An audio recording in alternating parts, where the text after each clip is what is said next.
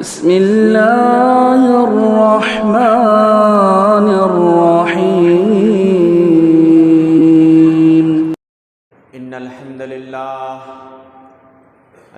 للہ نحمده ونستعینه ونستغفره ونؤمن به ونتوکل علیہ ونعوذ باللہ من شرور انفسنا ومن سیئات اعمالنا من يهده الله فلا مضل له ومن يضلله فلا هادي له وأشهد أن لا إله إلا الله وأشهد أن محمدًا عبده ورسوله أما بعد فإن خير الحديث كتاب الله وخير الهدي هدي محمد صلى الله عليه وسلم وشر الأمور محدثاتها وكل محدثة بدعة وكل بدعة ضلالة وكل ضلالة في النار.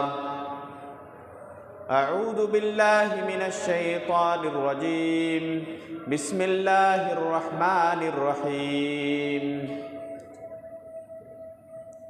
يا أيها الناس اتقوا ربكم الذي خلقكم من نفس واحدة وخلق منها زوجها وبث منهما رجالا كثيرا ونساء واتقوا الله الذي تساءلون به والأرحام إن الله كان عليكم رقيبا.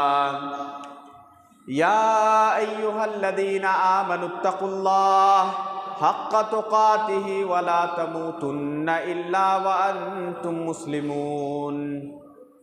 يا أيها الذين آمنوا اتقوا الله وقولوا قولا سديدا يصلح لكم أعمالكم ويغفر لكم ذنوبكم ومن يطع الله ورسوله فقد فاز فوزا عظيما. بسم الله الرحمن الرحيم. شهر رمضان الذي أنزل فيه القرآن. محترم بزرگوں، دوستوں اور میری ماؤں اور بہنوں، اللہ تعالیٰ کا شکر ہے کہ اللہ تعالیٰ نے ہمیں اس دین کا حامل بنایا جس دین کو اللہ رب العزت نے سب سے زیادہ پسند کیا. اللہ تعالیٰ نے کہا ان الدین عند اللہ الاسلام، کہ سب سے پیارا اور سب سے محبوب اگر کوئی دین اللہ کے نزدیک ہے تو وہ ہے دین اسلام. اور اس کے ساتھ ہمیں صرف نام کا مسلمان نہیں بنایا بلکہ ہمیں اس فرقے سے بنایا جس کے بارے میں اللہ کے رسول نے کہا فرقہ ناجیہ، یعنی اہل السنہ والجماعہ، قرآن، حدیث اور سلف صالحین کی اقتداء کرنے والے. الحمدللہ علی ذالک. محترم حاضرین، یہ دن کئی ناحیوں سے بڑا خاص ہے. اس دن کی بڑی خصوصیت ہے. ایک یہ کہ یہ رمضان کا پہلا دن رمضان کی خصوصیات کو لیے ہوئے، اور دوسری مسلمانوں کی عید یوم الجمعہ، رمضان کا پہلا دن اور اس کے ساتھ یہ مسلمانوں کی عید جمعہ کا دن. یہ بہت ساری خصوصیات کا حامل ہے. میں جن باتوں کی طرف اشارہ کرنا چاہوں گا وہ یہ کہ رمضان کی جو اتنی اہمیت حاصل ہے اس کے بارے میں اللہ کے رسول صلی اللہ علیہ وسلم کی اتنی زیادہ احادیث آئی ہیں. قرآن میں اکثر مقامات پہ اس رمضان کے مہینے کا تذکرہ آیا ہے. حالانکہ قرآن میں مہینوں کی تعداد 12 بتائی گئی کہ مہینوں کی تعداد 12 ہے، ان 12 مہینوں میں رمضان کے مہینے کا اتنا تذکرہ کیوں؟ رمضان کا مہینہ اتنا زیادہ اللہ کے رسول کی حدیثوں میں مذکور کیوں؟ رمضان کا مہینہ، اس کے کئی خصوصیات ہیں، پورے کا احاطہ کرنا ناممکن ہے۔ اس کی ایک خصوصیت جس کی وجہ سے رمضان کا مہینہ اہم ہے، اس کی اہمیت بڑھ جاتی ہے، وہ یہ کہ رمضان ہی کا وہ مہینہ ہے جس میں اللہ رب العزت کا وہ کلام اللہ قرآن مجید، جو ہماری کتاب محمد صلی اللہ علیہ وسلم کے ذریعے لائی ہوئی کتاب جو اس امت کو ملی، اللہ کا کلام، یہ اسی مہینے میں نازل ہوا، جس پر عمل کرنا جو کتاب ہدایت ہے، جس کے بارے میں کل میں نے کچھ باتیں بتائی تھی۔ قرآن مجید، یہاں پہ ایک چیز کی وضاحت کر دوں کہ قرآن کے بارے میں کہا گیا کہ رمضان کے مہینے میں نازل ہوا، اسی طرح ایک دوسری آیت میں کہا انا انزلناہ فی لیلۃ القدر، کہ ہم نے شب قدر میں اس کو نازل کیا۔ اور ہم دیکھتے ہیں کہ مختلف واقعات کے وقت قرآن کا کچھ حصہ نازل ہوا ہے، تو اس میں قرآن ایک جگہ جو نازل ہوا وہ ایک ہی مرتبہ لوح محفوظ میں، لوح محفوظ سے آسمان دنیا پر قرآن ایک ہی مرتبہ نازل ہوا، وہ شب قدر میں نازل ہوا۔ اور شب قدر کس میں آتی ہے؟ رمضان کے مہینے میں آتی ہے۔ اس وجہ سے کہا گیا کہ آسمان دنیا پر جو قرآن کا نزول ہوا وہ ایک ہی مرتبہ میں ہوا، اور وہ لیلۃ القدر کو ہوا تھا، اور لیلۃ القدر رمضان کے مہینے میں پائی جاتی ہے، ٹھیک ہے۔ اس کے بعد قرآن کا تھوڑا حصہ اللہ کے رسول کی 23 سالہ زندگی میں قرآن کا تھوڑا حصہ مختلف واقعات کی روشنی میں جب جتنے کی ضرورت پڑی اللہ تعالیٰ نے اس کو نازل کیا۔ تو یہ ایک اشکال تھا، اس کا ازالہ تھا۔ قرآن سے جس کا بھی رشتہ جڑا وہ اس کا مرتبہ بڑھ گیا، وہ مقدس ہو گیا۔ کیسے؟ قرآن کو لے کر جو فرشتہ قرآن کو لے کر اللہ کے رسول کے پاس آیا، وہ فرشتوں کا سردار ہے حضرت جبرائیل علیہ السلام۔ اور یہ قرآن جس مہینے میں نازل ہوا وہ مہینہ سارے مہینوں کا سردار ہے، یعنی رمضان کا مہینہ، ایسے فضیلت والا مہینہ کوئی اور نہیں۔ اور یہ قرآن جس رات میں نازل ہوا، لیلۃ القدر خیر من 1000 شہر، 1000 مہینوں کی راتوں سے بہتر۔ اللہ اکبر! جس رات میں نازل ہوا اس رات کی کتنی بڑی فضیلت بتائی گئی۔ یہ جس نبی پر نازل ہوا، محمد صلی اللہ علیہ وسلم، جو سارے انبیاء کے سردار، یعنی گویا کہ قرآن کا رشتہ جس سے بھی جڑا اس کا مرتبہ بڑھا ہے، اس کا مرتبہ اونچا ہوا ہے۔ قرآن کا تعلق اس رمضان سے بڑا گہرا ہے۔ قرآن کا تعلق حضرت جبرائیل علیہ السلام سال میں ایک مرتبہ اللہ کے رسول کو رمضان کے مہینے میں قرآن مدارسہ ہوتا تھا، یعنی حضرت جبرائیل ان سے اللہ کے رسول سے سنتے تھے، سناتے تھے۔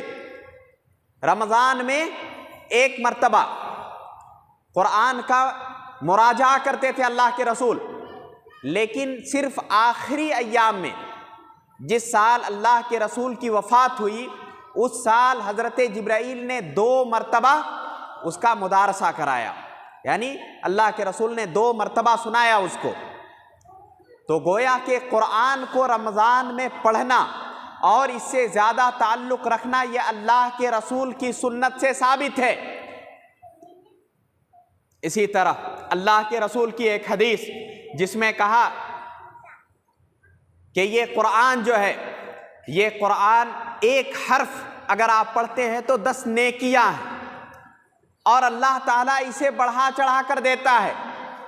یہاں تک کہا اللہ کے رسول نے کہ میں یہ نہیں کہتا کہ الف لام میم ایک حرف ہے، بلکہ الف لام میم، الف حرف ولام حرف ومیم حرف، کہ الف الگ ایک حرف ہے، لام الگ حرف ہے، میم الگ حرف ہے۔ یعنی صرف آپ کہتے ہیں الف لام میم تو آپ کو 30 نیکیاں لکھ دی گئی۔ اللہ اکبر۔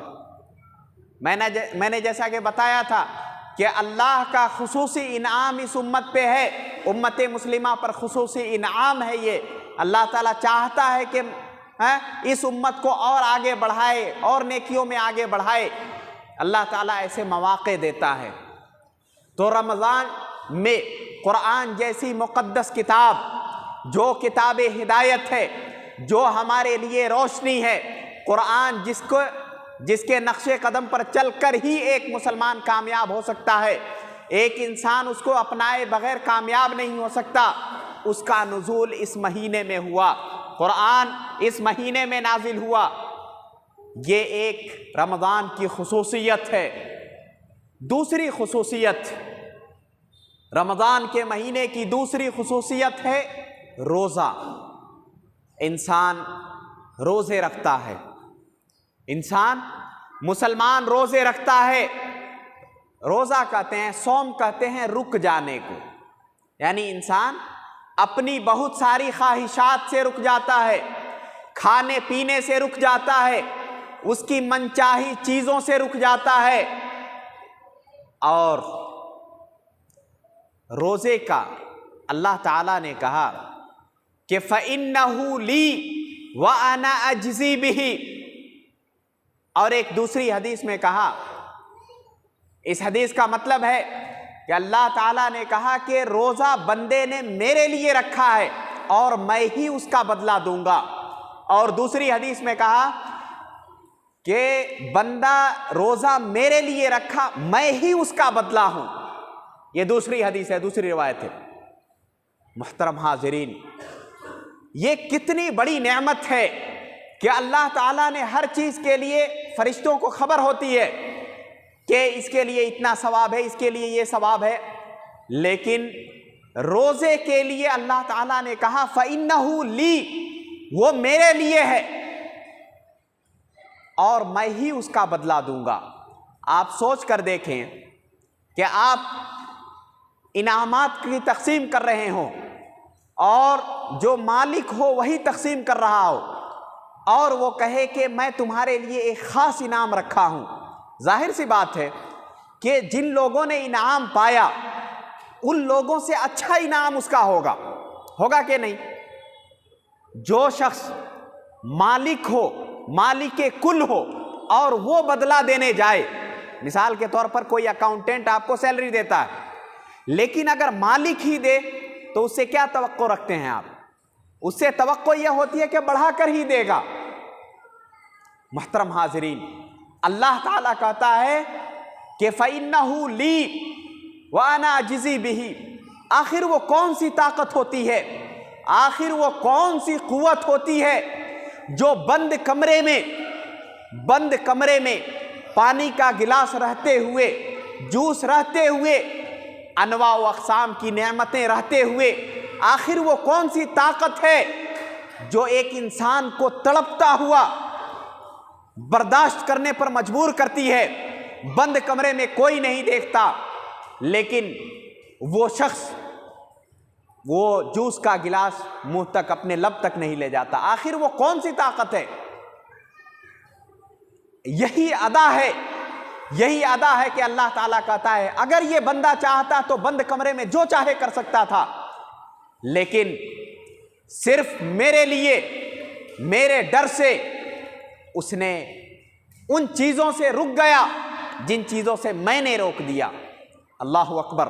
اس لیے اللہ تعالیٰ نے کہا کہ بندہ روزہ میرے لیے رکھتا ہے، میں اس کا بدلہ دوں گا، اور دوسری روایت میں کہا کہ میں ہی اس کا بدلہ ہوں، اور جس کا بدلہ مالک خود ہو اس کا کیا پوچھنا۔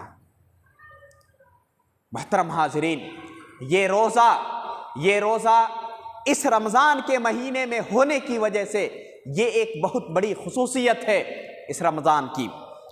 ایک تیسری خصوصیت رمضان المبارک کی وہ یہ کہ اس مہینے میں شیاطین قید کر دیے جاتے ہیں۔ شیاطین قید کر دیے جاتے ہیں۔ دیکھیے شیطان جو ہے، یہ سمجھنے کی ضرورت ہے کہ آپ کے ذہن میں یہ سوال آ سکتا ہے کہ شیاطین جب قید کر دیے جاتے ہیں تو ہم برائی رمضان میں کرتے کیوں ہیں؟ دیکھیے شیاطین الجن وہ قید کیے جاتے ہیں، شیاطین الانس، شیاطین کی دو قسمیں ہیں، ایک انسانوں کے شیطان ہوتے ہیں اور جنوں کے بھی شیطان ہوتے ہیں۔ شیاطین الجن ان کو قید کیا جاتا ہے، شیاطین الانس تو آپ کا نفس ہے، آپ کا نفس جو نفس امارہ ہے۔ نفس کی 3 قسمیں آپ نے سنی ہوگی، اس میں نفس امارہ جو ہے، جو آپ کو برائی کی طرف ابھارتا ہے، جو آپ کو کہتا ہے کہ چل برا کر لے، چند دن ہیں تمہارے پاس، کچھ برائیاں کر لے، وہ نفس امارہ ہے جو برائی پر اکساتا ہے۔ ان النفس لامارۃ بالسوء، کہ ہمارا نفس، شیطان تو قید کیا گیا لیکن آپ کا اپنا نفس نفس امارہ جو شیطان ہے وہ تو آپ کے ساتھ ہے۔ اس لیے نفس امارہ کو اگر کسی نے مار دیا، یعنی مطلب یہ کہ نفس امارہ جو ہمیں برائی پر ابھارتا ہے، برائی کرنے کے بعد ایک اور نفس کی صفت ہے، وہ کون سی ہے؟ نفس لوامہ، جو ہمیں ملامت کرتی ہے کہ تو نے ایسا کیوں کیا، تو نے ایسا نہیں کرنا چاہیے تھا، تو کیوں کیا، یعنی ہمیں گناہ کے بعد ہمیں ملامت کرتا ہے، یہ نفس لوامہ ہے۔ اور نفس مطمئنہ وہ ہے جس کے بارے میں کہا یا ایتھا النفس المطمئنہ ارجعی الی ربک راضیۃ مرضیہ، کہ جس کے بارے میں کہا گیا کہ نفس مطمئنہ وہ ہے جو ایک دم اطمینان کے ساتھ کہتی ہے کہ تو اپنے رب کی طرف لوٹ جا، اس حال میں کہ تو اس سے راضی ہے وہ تجھ سے راضی ہے۔ تو نفس امارہ جو ہے وہ ہمیں برائی کی طرف ابھارتا رہے گا۔ ایسا نہیں ہے کہ رمضان کا مہینہ چڑھتے ہی آپ کے نفس کو بھی قید کر دیا جائے۔ اگر نفس امارہ کو جس نے نہیں مارا، کسی نے، فارسی شاعر نے کہا تھا کہ کسی بڑے سے بڑے اژدہے کو مار دیا لیکن اپنے نفس امارہ کو نہیں مارا تو کچھ بھی نہیں مارا۔ نفس امارہ کو گر نہ مارا، اس طرح سے ایک شعر ہے فارسی کے شاعر کا۔ تو نفس امارہ تو ہمارے ساتھ ہے، وہ ہمیں بھٹکا سکتا ہے، ہمیں برائی پر ابھار سکتا ہے۔ اگرچہ کہ شیاطین قید کر دیے گئے، اللہ کی طرف سے ہمیں ایک انعام، ایک نعمت دی گئی کہ شیاطین کو الگ کیا گیا، قید کیا گیا، اور یہ ہوتے ہی جہنم کے دروازے بھی بند کر دیے جاتے ہیں۔ یعنی رمضان کے مہینے میں جہنم کے دروازے بند، اور جنت کا کوئی بھی دروازہ ایسا نہیں ہوتا جو بند ہو، جنت کے دروازے کھول دیے جاتے ہیں۔ اللہ اکبر۔ یعنی تین چیزیں یہاں پہ موجود ہیں، ایک تو شیاطین کا قید کر دیا جانا، جہنم کا بند کر دیا جانا، اور جنت کا کھول دیا جانا۔ یہ اللہ کی نعمت نہیں تو اور کیا ہے۔ اس مہینے میں جو ہم روزہ رکھتے ہیں، اللہ اکبر، اس کی اللہ کے نزدیک کتنی قدر ہے، اس کا اندازہ اس بات سے لگا سکتے ہیں کہ اللہ تعالیٰ نے ایک ایسا دروازہ ہے جس سے صرف اور صرف روزے دار ہی داخل ہو سکتے ہیں، کوئی اور اس میں نہیں جا سکتا۔ باب الریان، اس دروازے سے صرف اور صرف روزے دار ہی داخل ہو سکتے ہیں۔ یعنی روزے داروں کے لیے جنت کا ایک خاص دروازہ اللہ نے مقرر کر دیا، اس سے کوئی اور نہیں جا سکتا۔ یہ اللہ کی بہت بڑی نعمت ہے، اس سے بڑی نعمت کوئی اور نہیں ہو سکتی۔ لیکن یہاں سوچنے والی اور غور کرنے والی بات یہ ہے کہ چند لوگ ایسے ہیں جو مختلف قسم کے بہانے، ڈاکٹر کی سرٹیفکیٹ، یا کچھ چیزیں، اس میں بہت سارے مریض بھی ہوتے ہیں، میرا ان پر اعتراض نہیں ہے۔ میرے کہنے کا مقصد یہ ہے جو بیمار ہیں ان کے لیے اللہ نے اجازت دی ہے، فی ایام اخر، کہا کہ اگر کوئی بیمار ہے بعد میں رکھ سکتا ہے، کوئی عذر ہے بعد میں رکھ سکتا ہے، اس سے میرا مضائقہ نہیں ہے۔ میرا سوال ان لوگوں سے ہے جن کے پاس یہ مہمان رمضان کا مہینہ آیا، لیکن صرف اس وجہ سے رمضان کا روزہ اس وجہ سے نہیں رکھتے کہ انہیں بھوک لگتی ہے، اس وجہ سے نہیں رکھتے کہ انہیں خواہشات کو پورا نہیں کرنا ہوتا ہے، نہیں ہوتی ہے رمضان کے روزہ رکھنے کی وجہ سے۔ محترم حاضرین، اس سے بڑا بدبخت کوئی اور نہیں۔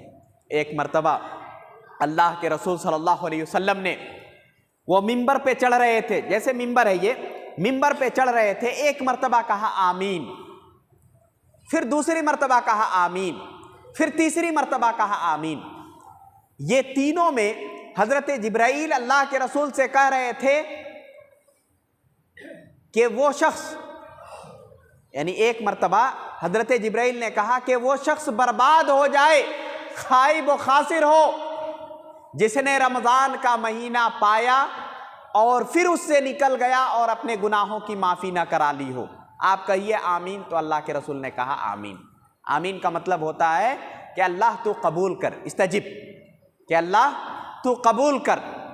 گویا کہ حضرت جبرائیل نے کہا کہ وہ شخص نامراد ہے، برباد ہو جائے، جو رمضان کے مہینے کو پایا اور اپنی پوری معافی نہ کرا لی ہو۔ گویا کہ اس بات میں اشارہ ہے کہ اگر کوئی شخص یہ چاہتا ہے کہ رمضان کے مہینے میں اپنے پورے گناہ معاف کروا لے تو کروا سکتا ہے۔ کیوں؟ کیونکہ حضرت جبرائیل نے کہا کہ وہ شخص خائب ہو، یعنی برباد ہو، جس نے اپنے گناہوں کی معافی تلافی نہ کرا لی ہو۔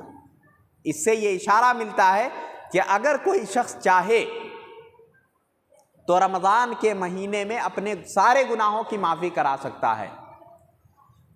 رمضان کا مہینہ آیا، یہ بہت بڑی نعمت ہے ہمارے پاس، لیکن اس کو گزارنا کیسے ہے؟ اس کو گزارنا کیسے ہے؟ دیکھیے، زندگی کا کوئی ٹھکانہ نہیں۔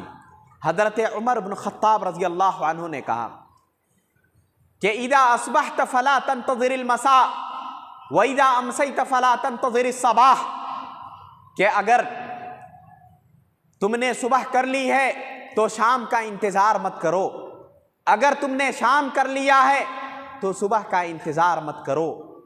اور اسی لیے کہا گیا کہ نماز، ہر نماز ایسی پڑھو گویا کہ وہ تمہاری زندگی کی آخری نماز ہو، کیونکہ آپ نہیں جانتے کہ اس نماز کے بعد والی نماز آپ کو ملے گی کہ نہیں۔ یعنی شریعت نے ہمیں کتنا بے رغبت کیا ہے اس دنیا سے، شریعت نے، اسلام نے ہمیں اس دنیا سے کتنا بے رغبت کیا ہے۔ کہا کہ جس نماز کو تم پڑھ رہے ہو اس کو آخری نماز سمجھو۔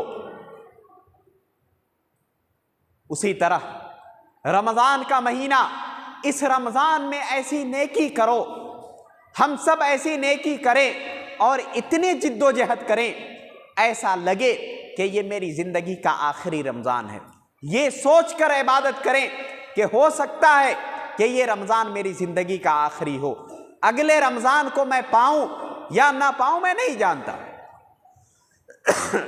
کوئی شخص یہ نہیں جانتا کہ اس کی زندگی کتنی تھی، کتنی ہے، کتنی باقی ہے۔ اس لیے ہر شخص کو عبادت کرتے ہوئے یہ سوچ کے عبادت کرنی چاہیے کہ اس کی یہ آخری عبادت ہے۔ محترم حاضرین، اللہ تعالیٰ اپنے روزے دار بندوں سے کتنی محبت کرتا ہے۔ اللہ کے رسول نے کہا لَخَلُوفُ فَمِ الصَّائِمِ أَطْيَبُ عِنْدَ اللَّهِ مِنْ رِحِ الْمِسْكِ، اللہ تعالیٰ کے نزدیک جب انسان بھوکا ہوتا ہے، انسان کو جب بھوک لگتی ہے تو اس کے منہ سے ایک قسم کی بدبو آتی ہے، ایک قسم کی بدبو آتی ہے اس کے منہ سے۔ اس بدبو کو اللہ کے رسول نے کہا اطیب من ریح المسک، کہ مشک کی خوشبو سے زیادہ پسندیدہ اللہ کے نزدیک وہ بو ہے جو روزے دار کے منہ سے آتی ہے، روزے دار کے منہ سے آتی ہے۔ اور یہ روزہ ڈھال ہے، الصیام جنہ، روزہ یہ ڈھال ہے ہمارے لیے، کس سے؟ جہنم کی آگ سے، اللہ کے عذاب سے۔ یہ روزہ رکھنا، اس کی ضرورت ہمیں ہے، اللہ کو ضرورت نہیں ہے۔ آپ عبادت کریں اس سے آپ کو فائدہ ہوگا، ہم عبادت کریں ہمیں فائدہ ہوگا۔ اللہ کی ملکیت میں اس سے ذرہ برابر نہ نقصان ہو سکتا ہے اور نہ ہی ذرہ برابر اللہ کی ملکیت میں فائدہ ہو سکتا ہے۔ انسان اگر عبادت گزار ہے، عبادت کرتا ہے تو اس کا فائدہ اسے ہے، اللہ کو اس سے کوئی فائدہ نہیں ہوتا، بلکہ اللہ یہ چاہتا ہے کہ میں اسے دوں، اس لیے اللہ کہتا ہے کہ تم عبادت کرو، روزے رکھو، نمازیں پڑھو، میں دینا چاہتا ہوں انعام۔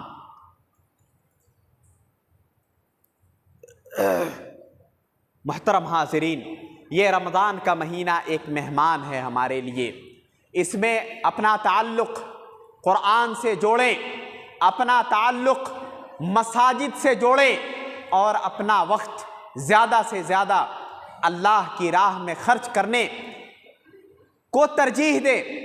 یعنی آپ کے سونے کا اگر 8 گھنٹہ ہے تو اس میں سے 6 گھنٹہ ہی سوئیں، 2 گھنٹہ اللہ کی راہ میں خرچ کر دیں۔ اس کے لیے قرآن کو پڑھیں۔ قرآن کا پڑھنا، جیسا کہ میں نے شروع میں بتایا، یہ اللہ کے رسول کی سنت سے ثابت ہے کہ مدارسہ ہوا کرتا تھا۔ اور ایک چیز میں بتا دوں کہ قرآن کو یوں ہی پڑھ لینا، یوں ہی پڑھ جانا بغیر تدبر کے، اس کا بھی ثواب ہے، لیکن قرآن کو تدبر کے ساتھ پڑھنا، قرآن کو سمجھ کے پڑھنا، یہ مطلوب ہے، یہ مطلوب ہے۔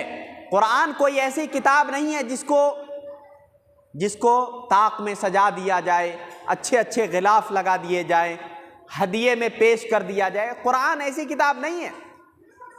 قرآن ایک کتاب ہدایت ہے، اس سے ہمیں تدبر کرنا ہے، غور و فکر کرنا ہے، اور اس میں جو چھپے ہوئے موتی ہیں اور اس میں جو چھپے ہوئے خزانے ہیں اسے نکالنا ہے۔ محترم حاضرین، یہ رمضان کے مہینے کی خصوصیت، ایک بہت بڑی خصوصیت صلاۃ التراویح ہے۔ صلاۃ التراویح، اللہ کے رسول کی حدیث ہے، من قام رمضان ایمانا واحتسابا غفر له ما تقدم من ذنبه۔ اللہ کے رسول نے کہا کہ جس نے ایمان کی حالت میں اور ثواب کی امید رکھتے ہوئے قیام اللیل کیا، یعنی تراویح کی نماز پڑھی، غفر له ما تقدم من ذنبه، کہ اس کے اگلے گناہ معاف کر دیے گئے۔ اللہ اکبر! ہماری زندگی کا ایک لمحہ بھی ایسا نہیں جو گناہ کے بغیر گزرتا ہو۔ کوئی صبح ایسی نہیں ہوتی ہماری جس میں گناہوں کا حصہ نہ ہو، کوئی بھی ایسی شام ہماری زندگی میں نہیں گزرتی جس میں گناہوں کا حصہ نہ ہو۔ اور موجودہ دور میں اگر کوئی شخص کہے کہ ایک دن میں بنا گناہ کے گزار دیا تو وہ اس دور کا ولی کہلائے گا۔ اگر کوئی شخص یہ کہہ دے کہ میں نے پورے دن میں ایک بھی گناہ نہیں کیا ہے تو اس دور کا ولی کہلائے گا وہ شخص، کیونکہ کوئی بھی ایسا نہیں ہے، کیونکہ ہم میں سے کسی کا عمل 1 گھنٹے کا عمل بھی اگر دیکھ لیا جائے تو وہ 1 گھنٹے کا عمل بھی خالص نظر نہیں آتا۔ اللہ المستعان۔ اللہ کے رسول نے کہا، من قام رمضان ایمانا و احتسابا، کہ رمضان میں جو تراویح کی نماز پڑھی ایمان کی حالت میں اور ثواب کی امید رکھتے ہوئے، احتساب کا مطلب ہوتا ہے کہ ثواب کی امید رکھنا، کہ اللہ سے امید رکھنا کہ اللہ ہمیں دے گا، اللہ ہمیں اس کا بدلہ دے گا۔ یہ امید رکھتے ہوئے 2 شرطیں ہیں، ایک ایمان ہونا چاہیے اور دوسرا امید ہونی چاہیے۔ ہمارا ایمان بین الخوف والرجاء ہے۔ ہم جو بھی عبادت کرتے ہیں ہم یہ امید رکھتے ہیں، یقین رکھتے ہیں کہ اللہ ہمیں اس کا بدلہ دے گا، اور اس کا مطالبہ بھی ہم اللہ سے کرتے ہیں۔ من قام رمضان ایمانا و احتسابا غفر له ما تقدم من ذنبہ۔ ہمارے کتنے ایسے گناہ ہیں جو ہم جانتے تک نہیں، اور سب سے بڑی بات تو یہ ہے، سب سے بڑے افسوس کی بات تو یہ ہے کہ ہم گناہ کرتے ہیں اور گناہ کو گناہ سمجھتے ہی نہیں۔ جب ہم کسی چیز کو گناہ سمجھیں گے تو اس کا چھوڑنا آسان ہوتا ہے، یعنی آپ کے نفس لوامہ آپ کو ملامت کرے گا اور وہ کہے گا کہ تو نے ایسا کیا، تجھے نہیں کرنا چاہیے۔ لیکن جب آپ اسے گناہ سمجھیں گے ہی نہیں تو آپ کا نفس کبھی آپ کو ملامت نہیں کرے گا، اور گناہوں میں ایسے ہی بڑھتے چلے جائیں گے جیسا کہ آپ گناہ کر ہی نہیں رہے ہیں، ایسا سمجھ کر بڑھتے چلے جائیں گے۔ محترم حاضرین، صلاۃ التراویح یہ رمضان کی بہت بڑی خصوصیت ہے۔ ایک اور خصوصیت ہے، وہ ہے لیلۃ القدر۔ لیلۃ القدر، اس کے بارے میں خصوصی خطبہ ہوگا انشاءاللہ، ابھی وقت اجازت نہیں دیتا۔ میں انہی چند باتوں پر اپنی گفتگو کو ختم کرتے ہوئے اللہ رب العزت سے یہ دعا کرتا ہوں کہ اللہ تعالی ہماری ہر گھڑی کو بابرکت بنائے، اور ہمارے ہر ایک چھوٹے بڑے ہر ایک عمل کو اللہ رب العزت قبولیت بخشے، اور ہمیں جب تک اس دنیا میں باقی رکھے اللہ تعالیٰ اپنے دین کی خدمت کرتا ہوا باقی رکھے، اور جب ہمیں موت آئے تو اللہ کے سچے دین پر اور محبوب دین پر ہمیں موت آئے، جس کو اللہ رب العزت سب سے زیادہ پسند کرتا ہے۔ آمین وآخر دعوانا ان الحمد للہ رب العالمین۔ بارک اللہ لنا ولکم فی القرآن العظیم ونفعنی وإیاکم بالآیات وذکر الحکیم، انہ تعالی جواد کریم ملک بر رؤوف الرحیم۔